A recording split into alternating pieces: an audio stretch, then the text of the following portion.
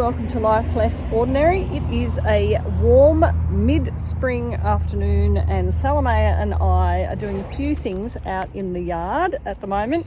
The first thing in particular that we're doing is working on Salome's no-dig garden. So if you've watched any of our other videos, particularly the shorts that we've been putting up, Salome and a couple of our other kids have been trying to get on top of this garden area because it ended up with lots of weeds in it, and it was going to be too difficult to try and get on top of it. So what we did was we chopped and dropped, and we've laid cardboard down, wet it down, put about 20 centimetres of wood chip down, and then as you can see up here, Salome has been hard at work laying down cardboard again on top of the wood chip, and then some soil that has been amended, so it's good for growing vegetables in, and because she wanted a little bit more of an outline of the garden beds, because part of the issue with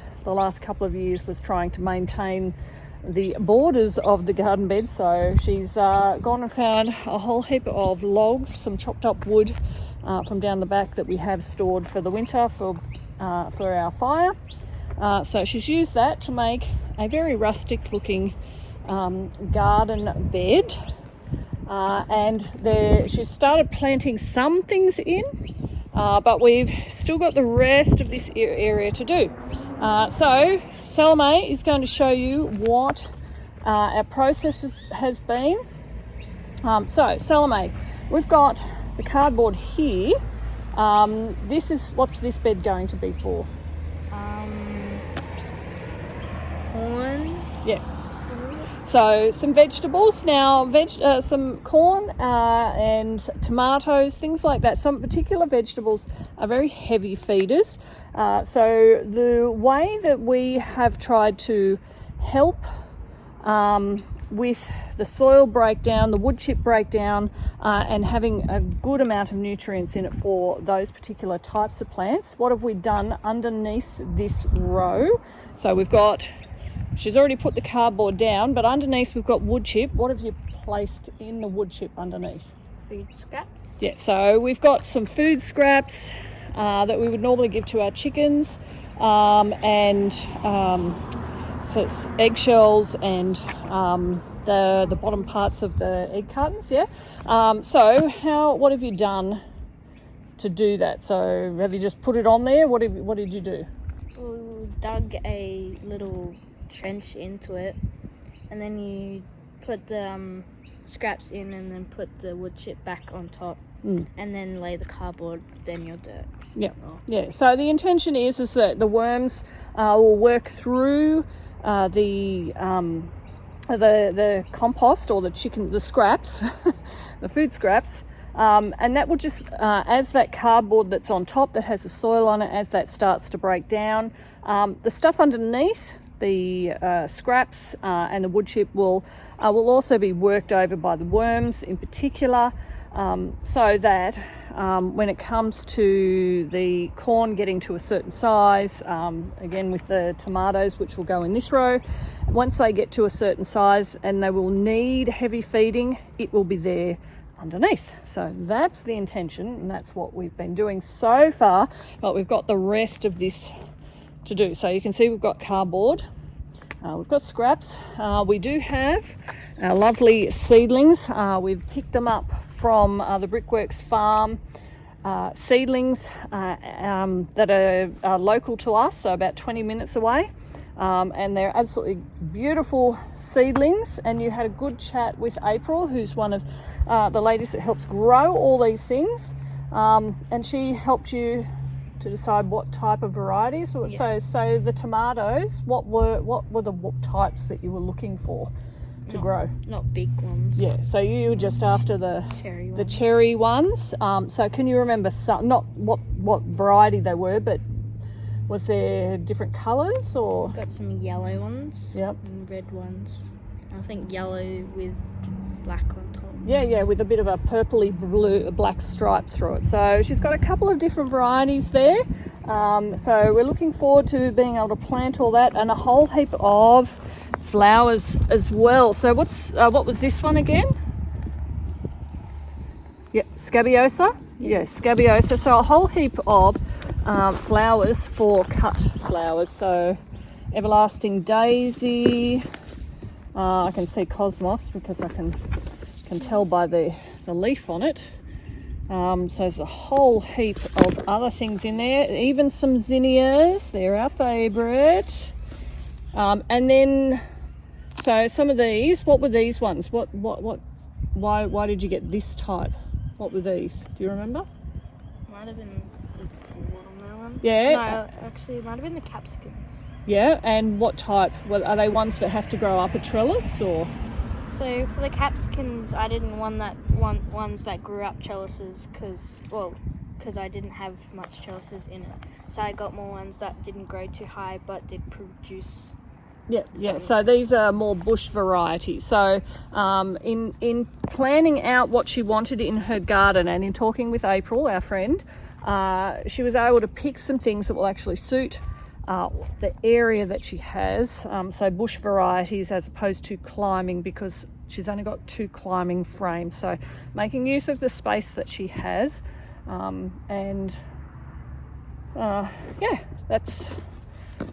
looks like lots of good things. There's even some capsicums in there as well, mini ones.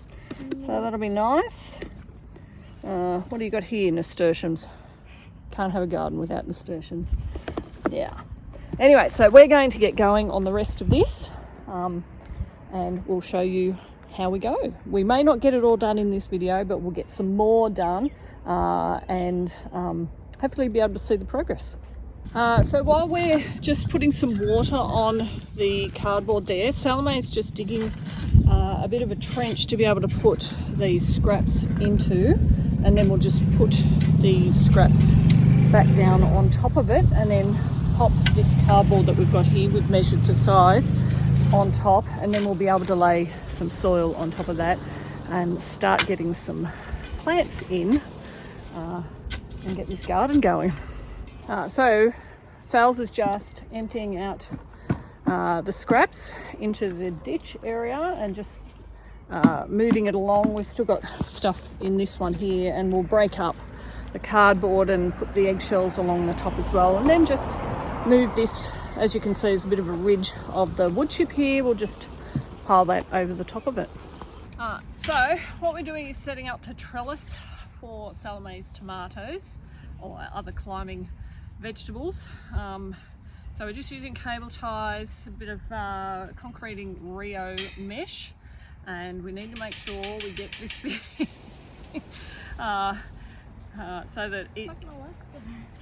so that it is as secure as possible.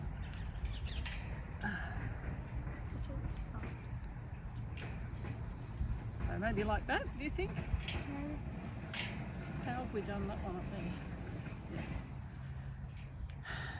there? And we'll get one of the bigger boys or Dad to come out and hammer these star pickets in a bit harder. Salome's tried as best as she can, but they're still not quite as stable as we'd probably like them. You right? So Salome's learned how to put cable ties on properly, how not to as well. So it's a good learning experience all round, because we want our trellis to be as stable as possible for whatever we're growing up it.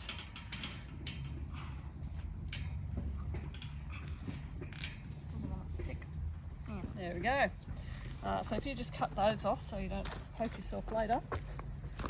So Salome's put the compost soil down here. We've just amended it with a bit of organic compost. We'll get some Curly's compost from out the back. We've got a big bag of it, so we'll just put that through as well. So it's a mixture of turkey and a few other manures that's very well broken down. So we'll just add that in there. But what Salome's doing now, as you can see, she's got wood around it, and she's going to put that around here.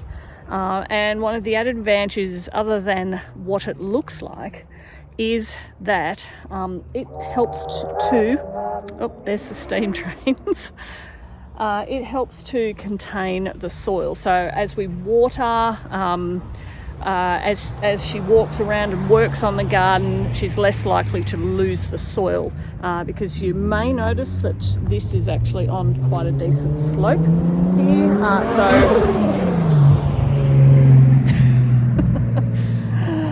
It's a Saturday afternoon. So that will just help to contain that soil so it won't just make its way down the slope. Okay, so how many beds did we manage to get this done this afternoon? So two, and we've done that end one there and just put some bricks on top so that the cardboard does not fly away. But what I can see, you've done some stuff here. So what's in this garden bed here? So with this one, we've got tomatoes that are going to climb up the trellis. Yep. We've got some marigolds along the side because they're good with companion planting for the tomatoes, and the nasturtium. Yep, so the nasturtium there. So you've placed them where you want to plant them? Yeah. Excellent. Okay, and then this next bed, what's the plan here? This one on the end, we've got some I wanted to plant some capsicums here with the Allison. Yeah, Allison. Yep. It's also a companion planting with the capsicum. Yep. Okay, and then further along, what have you got there? That one was it's a bush zucchini, so it doesn't grow up; it'll grow out. Okay. Yep. And then what's on the end there? It's a watermelon. Yep. Hopefully, it goes out. So that was meant to be more bushing as well, rather than trailing all over the place. Yeah. Okay. All right. So you've got that there. We've amended this soil. You've put all of the wood around it so that we don't lose all the soil. Okay. Next row. What have we done here? With this one, this is the flower row, so it's going to have a lot of different varieties of flowers.